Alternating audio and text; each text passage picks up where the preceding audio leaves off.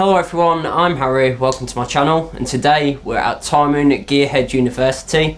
I am with Rich from Hughes and Kettner. Hi. And the format of this video is we're going to check out some Arctic Monkeys tones. So as you all know, at home I use a select few of pedals that I'm quite keen on. I don't really switch from that often. So we have a Flint, which I use literally 24/7. I've picked up an El Capistan, but I do use a timeline at home, but most of the time I do use the tape engine in that. A little Phase 90, which is the same as what I use at home. A Marshall in a box style pedal. This is Plexi drive by Wampler. So this will do all the more distorted tones and maybe even replicate my Marshall JMP, even though that's more of a JCM 800 sound. And then we've got a clone for the lighter gain stuff by the Silver Archer by Rockett Designs, which is great for boosting the front of an amp, which I do myself, or is mainly to be very similar to the Lightspeed, even though the Lightspeed is a bit more scooped compared to this. So we're running into the orange AD30 first, just clean, sounds like this. So we're going to go through a couple of different tones from different eras, and then Rich is going to show us how we can replicate that in the Grandmeister Deluxe 40. Yeah, that's what we're going to try and do anyway, because we were saying that the Grandmeister has plenty of built-in effects. It has almost all of what is down at the floor on Harry's pedal board, so we thought we'd get the Arctic Monkeys tones done with the pedals first and then try and replicate them on the Grandmeister. Then we'll share the presets with you after, so perfect. Let's do it. So I'm going to go kind of era specific but not really strict, so maybe the first two albums, maybe some of the mid era, and then the new album and the most popular album, AM. So Alex actually did use an AD30 on the first record and parts of the second record, so you can hear straight away it is pretty much the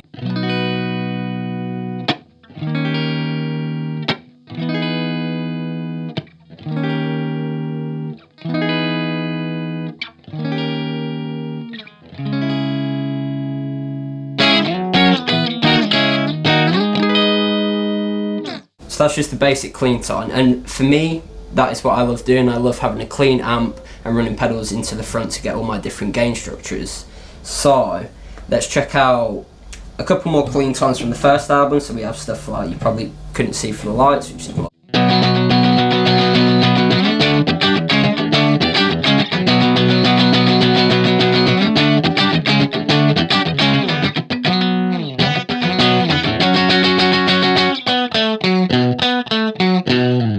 So obviously for this as well, I'm really focusing on Alex's parts because I'm using a Stratocaster. If we plugged in a telly and used very similar effects, you'd pretty much nail all the Jamie Cook's parts as well.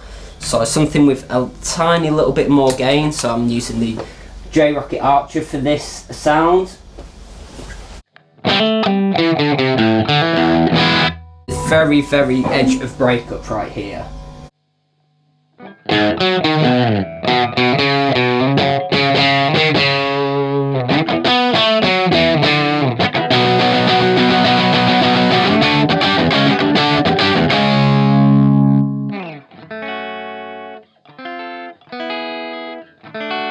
So it's great for those edge of breakup tones, but on the album it's really just clean and then heavily distorted. So for that I'm going to use the Plexi drive.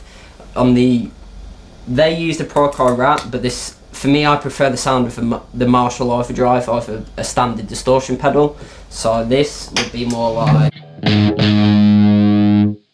get a bit more brightness in there.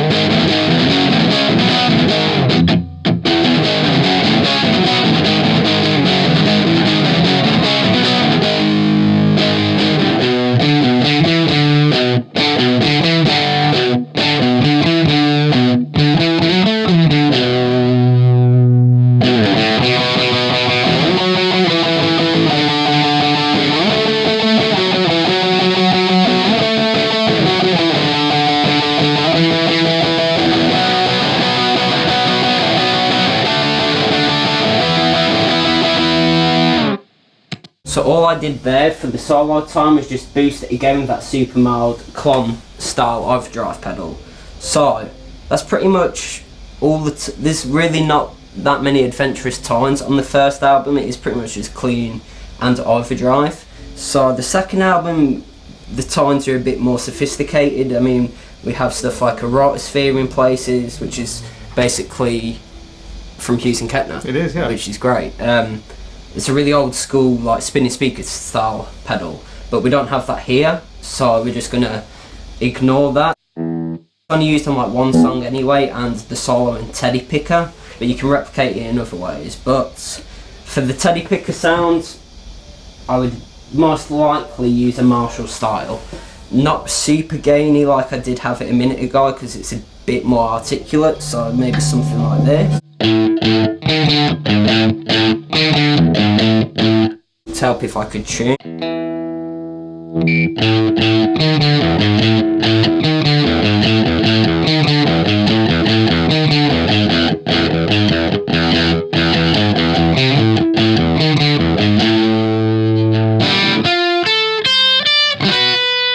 So we could replicate that maybe with the harmonic tremolo in the Flint. Even though it's not really that, you can kind of get that swampy univibe type sound. So it's really not a far cry from that, but then at the same time a univibe was originally designed to, even though that's not a univibe, it sounds like a univibe, but the univibe was designed to try and replicate a spinning speaker and failed, and that's how we got the univibe sound. But so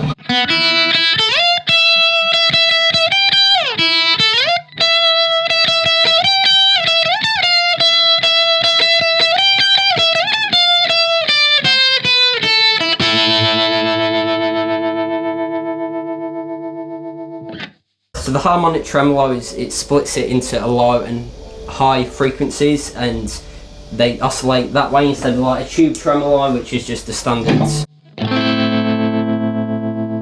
which will come in handy for the later albums. So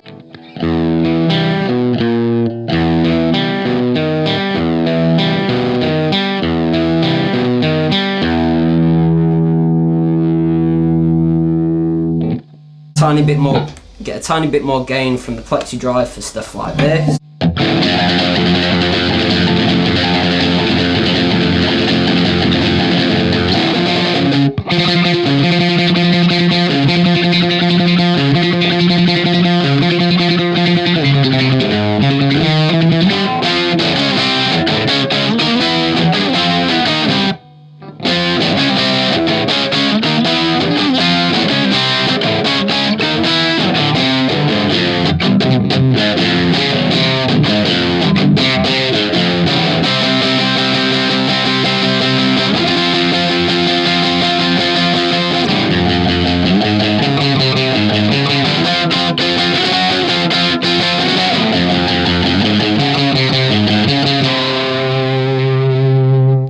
So again, other than those effects that I really talked about there, it's pretty much just clean and overdrive with tiny little variances. So then we get into stuff like Humbug, and this is where there's a lot of different sounds. So I'm just going to play some of the more popular songs from that album, so stuff like Crying Lightning, maybe even Cornerstone, even though that's more of an acoustic thing. I mean, all you'd do for that would be to play a bit pointless. What else do we have on the album? Crying Lightning, Cornerstone. Let's start with Crying Lightning anyway. Again, a Marshall style, and I think for me the Marshall style overdrive is the best, and then you just set the gain for different things. I only use other gain pedals for those really light edge of breakup type tones.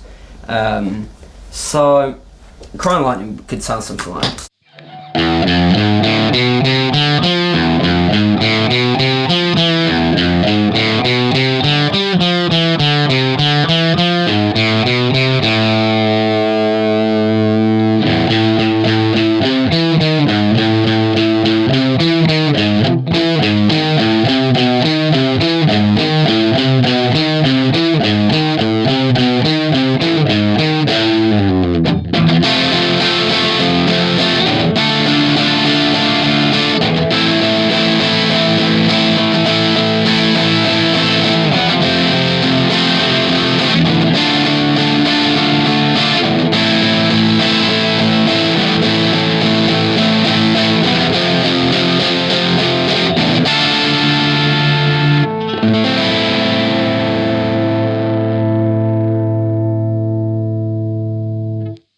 think it's also very important to mention that throughout you need a Fender-y style single coil for all of these parts, for Alex's parts. I mean, he used a Strat and then he switched to a Jazzmaster, and then he's used a Les Paul and stuff in places, but for most of the career it's a single coil and a low output single coil. So something like a Strat, not so much a Tele, because Tele's not very far from a Les Paul in my opinion. They just don't have the big bottom end that a Les Paul has.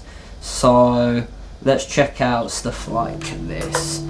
So this is where stuff like the reverb comes more in handy. I mean, right now I've got it on a spring setting, so it's really simple.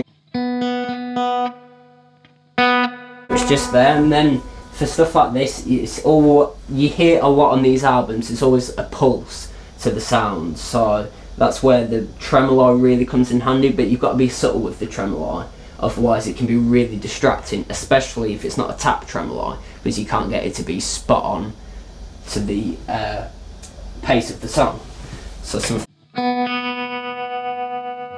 way too fast and way too distracted, so I'm just going to pull the intensity right down and the speed down, and it is very, very, very subtle. Hear it well there with chords, but then if I play the single lead line,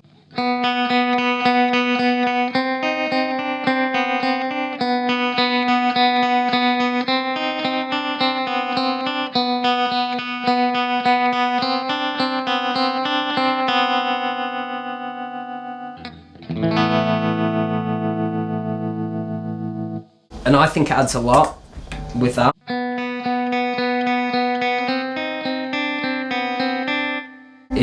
You need that.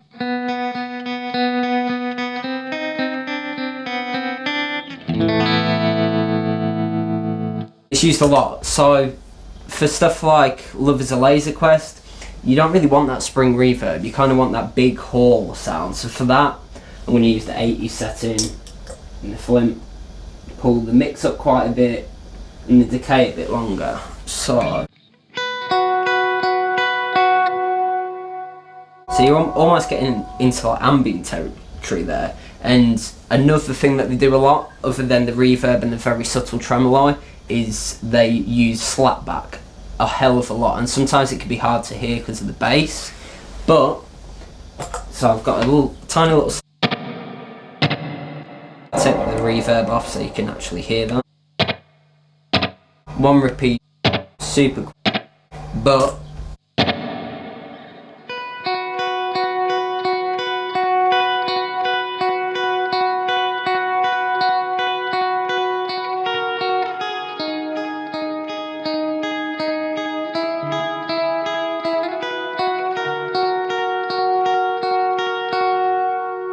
so that's super clean, almost a bit too sterile. So I'm going to put that archer back on for that super light gain.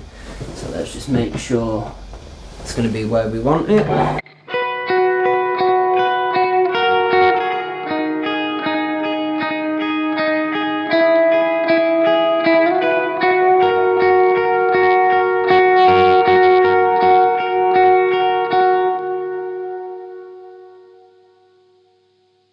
So I'm going to use the archer again for that.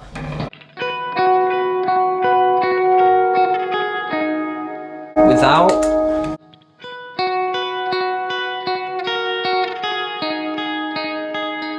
And for me, something like an archer or a tube screamer is super handy for a clean amp, because a lot of clean amps can be a bit too sterile, especially with such a weak Stratocaster pickup. So let's move on to the more modern stuff. So stuff like Do I Want to Know? Again, Marshall overdrive. Can I just ask, like, yes, in the original tracks, are they using amp in a box sort of pedals for that, or are they getting the sounds that you're replicating with the amps that they play? I'm trying to, I think most of it is from the amps they play, especially the really light overdrive stuff. So I'm really using the Clom, because a lot of the time you can't get these amps loud enough to where they've got that little bit of breakup. So yeah, they do use high watts a lot, and Selma and stuff like that, but I have no clue what they use in the studio. That's all I know, what they use live. Yeah. So for me, like I said before, it's all about, I love that Marshall overdrive sound, and I've played that sound for so long. So maybe it's not the best choice for everyone, but for me it's the easiest and quickest way to copy other gain structures, just because I know that sound so well. Stuff like their reverb and trem, and probably even the delay and slap back is probably polished. It's probably done in the studio rather than in effects or in the amp. But I suppose we're hinting at the studio recordings, but then they play it live and it sounds very close. So we're kind of more copying their live tones, I suppose, rather than the records. And the amp in the box pedals are great just for that versatility, because like I say, 9 times out of 10 for me at the moment, all I do is go into a clean amp and use pedals, or I plug into my Marshall if I just want that one Marshall overdrive sound. So I'm going to quickly go through the most modern album, and then we're going to go straight to the Hughes and Kettner and go through that.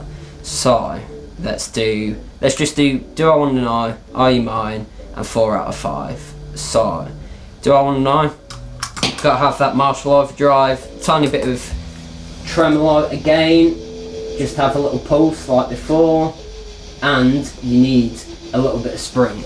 So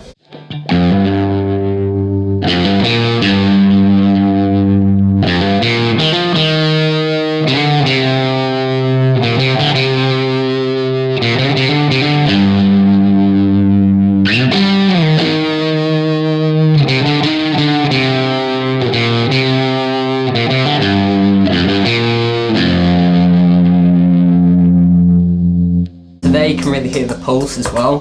For Are You Mine, again, pretty much the same gain structure.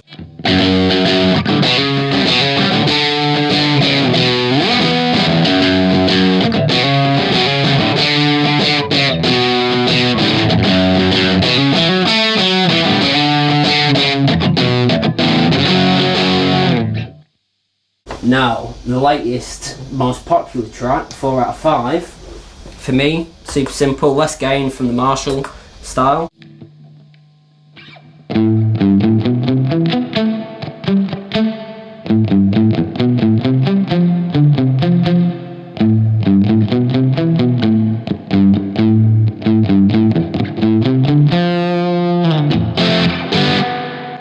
Okay, so that's what I do with the pedal boards. Now we're going to switch over to the Hughes and Kettner, which is going to talk us through how we can get those sounds out of that amp as well. Let's do it. See, that already sounds like that very clean tone that we got out the orange for stuff.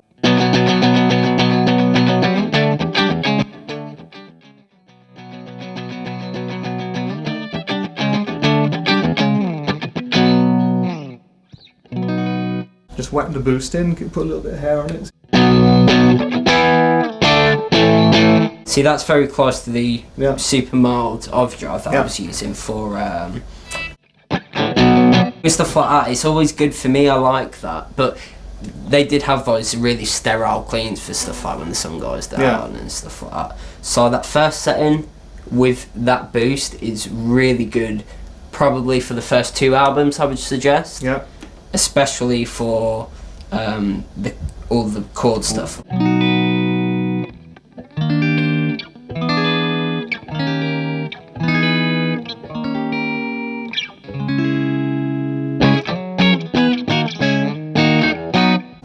Just saving that then, so we will save that as a preset. And it's done. Oh. So would you add then any effects onto that clean sound for stuff, or what would be the next level thing to do? So I would suggest maybe just first we need that Marshall style overdrive that we were talking about, and then we can look at putting maybe reverb and tremolo on that for the pulsing type stuff that I was on about, and then maybe even a slapback for, well, saying that, the slapback would be great on that preset for stuff like Why Don't You Call Me When You're High. The clean one, you mean? Yes. All right, let's try and add that in then now. Yeah. So right, I'm back on the clean. So say we're on that preset, right?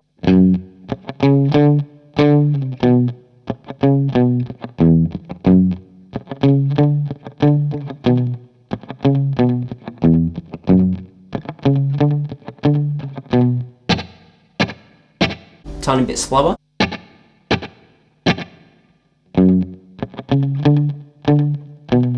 The level's good, I think.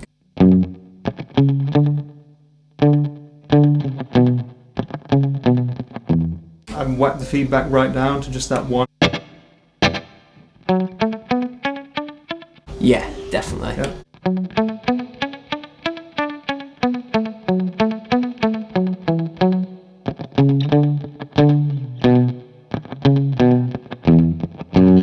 There you go, that's that sound right there. Sounds good to me. That's it, yeah. So I've stored that there. So we're saving that as well. Nice. Go, just give us a bit of a play and I'll cycle between the two.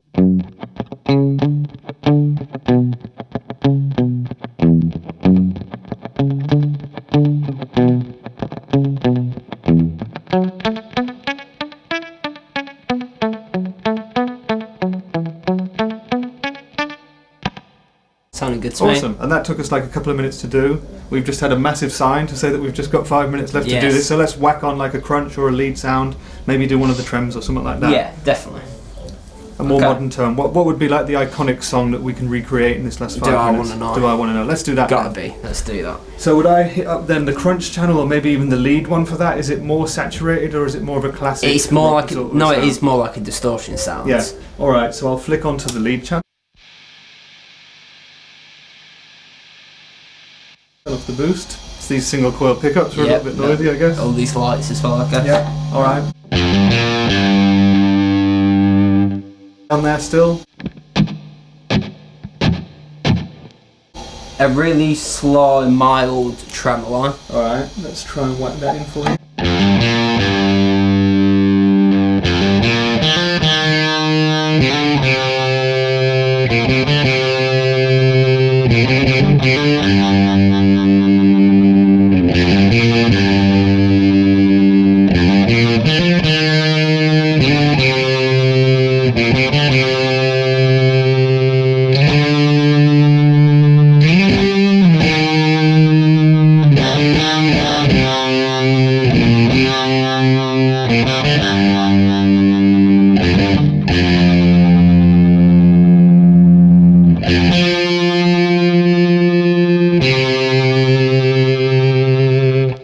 The speed's good, but maybe a little less intense. Yeah, I'm just trying to do that. It's a case of very much fine tuning this knob because it's got 4 different modulations.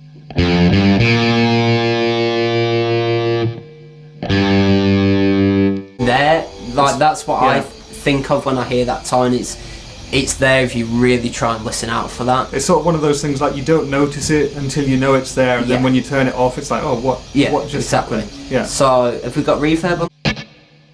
Let's get a bit of that put in. How much do you want? More Hawley for this, did you say? Like a bit more? Yeah, just a tiny.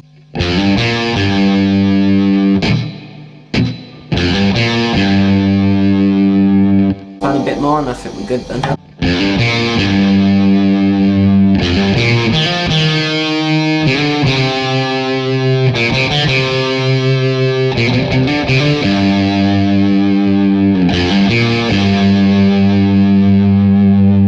That's Do I Want to Know, spot on for me. Sounds pretty good. I'm just going to try and turn on the noise gate. I know you haven't used that with the fills, just see if that makes it.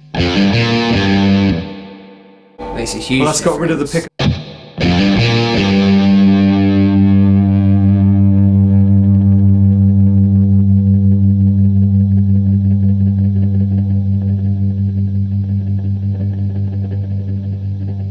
Of course, you can alter like how hard the gate is. I think this is on quite soft, so yeah. Especially if you're using, I think that's good to have there. Yeah. And I think that exact same preset, but without the effects, would nail out your mine as well. So that shall we store that with the effects for Do I Want to Know, and you guys can go and check that out. And then I can really quickly in this last minute that we've got just take the effects off and play that one riff. Yeah, and then you've got saving that Are You Mine? There. Do I want to know? Alright, Karen, so what would you want to do now? So get rid of all just the effects. Keep the gain exactly the same, and I think mine's going to be nailed. Yeah, alright, so reverb off. Let's get the delay all the way out. Let's get those off. Try that.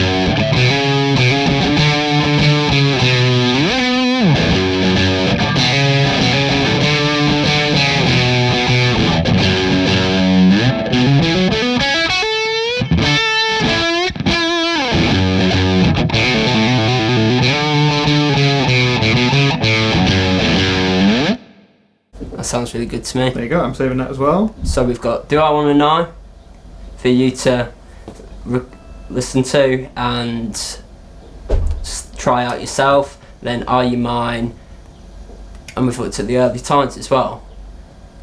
So Yeah. where can the guys find all these presets? They can go to our Instagram page or our Pinterest or our website, or just hit us up on there and ask us for it, and we can give you the presets to download. So I don't know if we can see the iPad app there at all. We can quickly zoom in and have a look at it.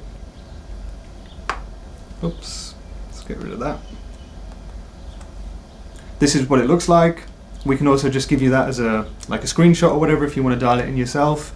And yeah, we got pretty close within 5 minutes, I think, didn't we? Yeah, I mean, I agree. if you were sat at home and you had half an hour or whatever, kind of just to spend as much time as you needed, and you could A/B the sounds, Yeah. you'd get almost dead on, I reckon. Definitely. Yeah. So that was a quick look at how we can replicate the tones from the different Arctic Monkeys albums and different songs with the Hughes and Kettner Grandmeister Deluxe 40. We're here at Time and Gearhead University, so go on the Instagram, social media, go and check out all of that stuff. And I really hope you like the sounds that we got, and you can go and check them out for yourselves at home. So I've been Harry, thanks for watching. And I've been Rich from Hughes and Kettner. And we'll see you next time. Peace.